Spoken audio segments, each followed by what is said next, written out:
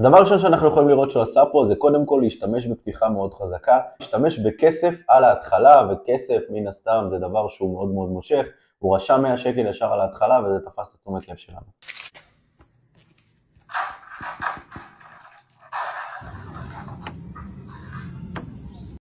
הוא המשיך להראות לנו בעצם את הפינג פונגים, מה שנוגע לנו ביצר של הסקרנות. גם כאן, ברגע שאנחנו מייצרים סקרנות, אנחנו גורמים לאנשים לרצות לצפות בסרטון. ככל שאחוזי הצפייה יותר גבוהים, ככה טיק טוק מבינים שהסרטון יותר מעניין וחושפים אותו לעוד אנשים.